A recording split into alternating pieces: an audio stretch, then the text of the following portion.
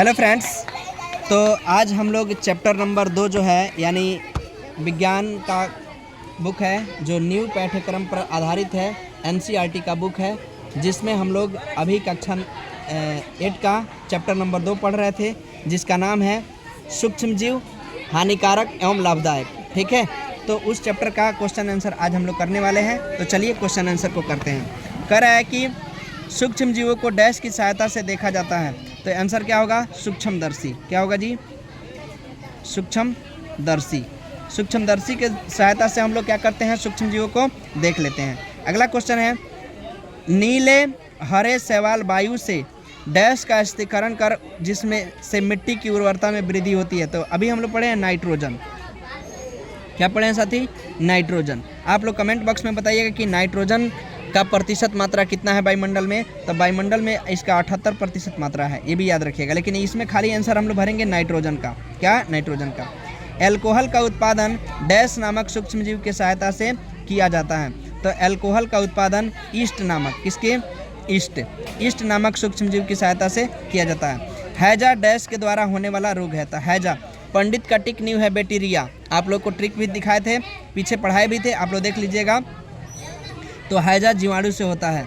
किससे होता है जी? जीवाणु से। पंडित का टिक न्यू है बैक्टीरिया ट्रिक के माध्यम से मैं आप लोगों को याद करा दिया हूँ। इसके पीछे वाले वीडियो में जो पार्ट 1 वीडियो है उसमें देख सकते हैं, उसमें भी है, पार्ट 2 में भी है और पार्ट 3 में भी मैंने बता दिया। आगे देखिए, सही शब्द के आगे सही का निशान लगाइए। क नंबर में ईस्ट का उपयोग निम्न के उत्पादन में होता है। ईस्ट का उत्पादन किसके उत्पादन में होता है? तो एल्कोहल। ऑप्शन नंबर बी इसका राइट आंसर हो जाएगा। चीनी में नहीं होता है। हाइड्रोक्लोरिक अम्ल इसका सूत्र होता है HCl।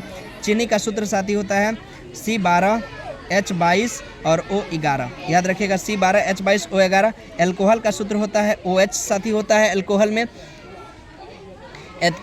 एल्कोहल हो जाता है, और ऑक्सीजन का सूत्र होता है O2।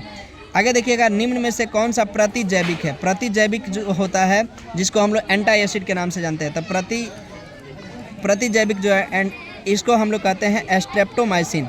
स्ट्रेप्टोमाइसिन और भी है, स्ट्रेप्टोमाइसिन है, उसके बाद टेट्रासाइक्लिन है, यहीं पे लिख देता हूँ, टेट्रासाइक्लिन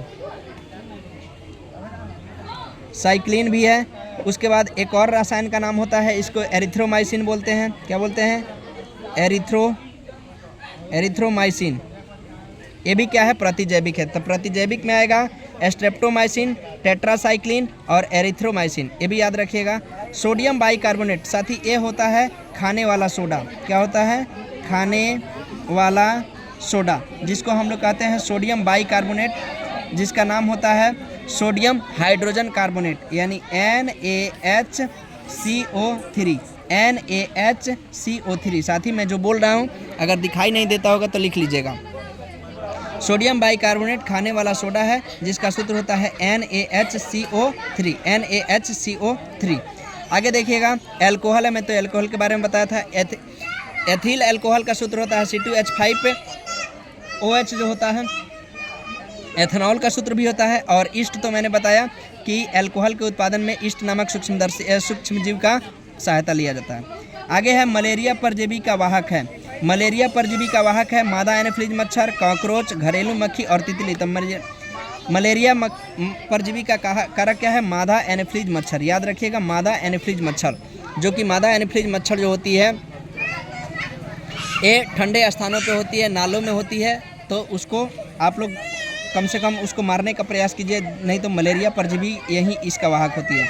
कॉकरोच जो होता है, कॉकरोच में जो होते हैं, इसमें कॉकरोच के बारे में बता दूं, कॉकरोच का श्वसन अंग क्या होता है? तो ट्रैकिया होता है साथी। क्या होता है? ट्रैकिया।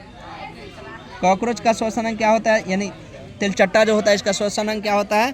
ट्रैकिया होता है। ठीक है, याद रखिएगा। चलिए, उसके बाद एक घरेलू मक्खी या तितली। घरेलू मक्खी भी क्या होती है? बहुत बड़ा रोग का कारक भी बनती है। आगे हम लोग सवाल में पढ़ेंगे। कह रहा है कि संचरणीय रोगों का सबसे प्रमुख कारण क्या है? तो यही घरेलू मक्खी है साथी, जो संचरण एक व्यक्ति से दूसरे व्यक्ति में फैलाने का वाहक जो होती है, एक घरेलू मक्खी होती है। कभी कभी देखिएगा गंदे पे भी बैठती है और गंदगी से जाकर के कहाँ बैठ जाती है? गंदगी से जाकर के फिर आपको सही जो भोजन वगैरह रखा रहता है, कपड़ा रहता है, वहाँ पे भी बैठ जाती है। इसका मतलब है कि घरेलू मक्खी हमले के लिए संचरणीय रोग का वाहक है। फिर उसके बाद दिया है यहाँ पे चिट्टी दिया है, तो चिट्टी के डंक में कौन सा अम्ल पाया जाता है? चिट्टी के डंक में कौन सा अम्ल पाया जाता है? कौन सा अम्ल? एसिटिक अम्ल। चिट्टी के डंक में कौन सा होता है? एसिटिक अम्ल। उसको क्यों रुला दिए भाई? खड़ा करा दो। चुप। साथ ही चिट्टी के डंक में एसिटिक अम्ल नहीं होता है, यहाँ पे चिट्टी के डंक में फॉर्मिक अम्ल होता है। कौन सा अम्ल होता है? फॉर्मिक अम्ल होता है। और एसिटिक अम्ल किस में होता है? तो एसिटिक अम्ल सिरका में होता है। साथी किस में होता है?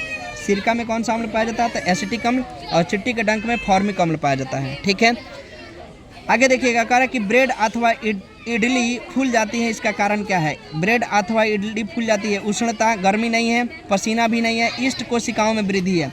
जब हम लोग आटे को या गूंथ करके उसको छोड़ देते हैं, उसमें बेकिंग सोडा मिला करके, तो उसमें क्या होता है? जीवाणुओं की संख्या बढ़ जाती है, जिसके कारण ये इडली और डोसा फूल जाती हैं, तो ईस्ट कोशिकाओं की वृद्धि के कारण। ठीक है, आगे देखिएगा, चीनी के अल्कोहल में परिवर्तन करने में क्या प्रक्रम है? चीनी का अल्कोहल में परिवर्तन करने का प्रक्रम क्या कहलाता है? किण्वन प्रक्रम कहलाता है। बता दें कि किण्वन प्रक्रम का खोज किया था लुई पास्चर। कौन? Louis Pasteur. लुई पास्चर ने किण्वन प्रक्रिया का खोज किया था 1857 ईस्वी में। साथी याद रखिएगा, 1857 में लुई पास्चर ने किण्वन प्रक्रिया का खोज किया था।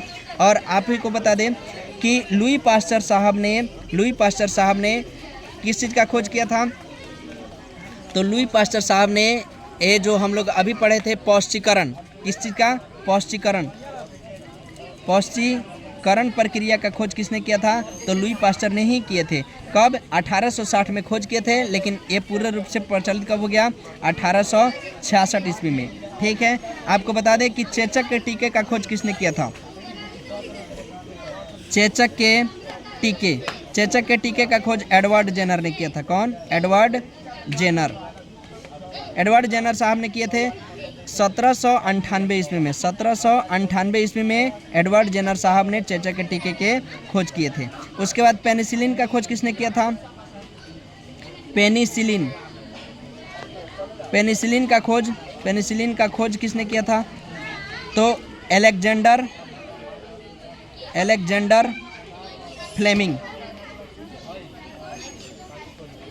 फ्लेमिंग ने किया था। कब किया था? तो 1929 ईस्वी में अलेक्जेंडर फ्लेमिंग ने पेनिसिलिन का खोज किया था। ठीक है, चलिए अब जगह भी नहीं है, बाकी आगे बताता हूँ। देखिए, कह रहा है कि कॉलम ए को जीवों को मिलान कॉलम बी के जीवों के मिलान से करना है। तो देखिए, जीवाणु, सबसे पहले जीवाणु जो है, जीवाणु रोग का कारण क्या होता है? जीवाणु रोग किसके कारण होता है? तो जीवाणु हैजा के कारण होता है। जीवाणु से हैजा रोग होता है। तो 1 का 5 नंबर मिला देंगे। राइजोबियम है, राइजोबियम जो होते हैं कहाँ पाए जाते हैं? राइजोबियम जो होते हैं नाइट्रोजन स्थिरीकरण, यानी 1 का ख का बी नंबर में मिला देंगे। लैक्टोबैसिलस दही को जमाते हैं। ईस्ट जो क्या करते हैं? ईस्ट क्या करते हैं? तो ब्रेड की बेकिंग, यहाँ पे इसको ऑप्शन नंबर 3 में मिला देंगे। फिर उसके बाद एक प्रोटोजोआ जो है, इसका क्या होता है? मलेरिया का कारक है, प्रतिजैविक या एड्स का कारक है।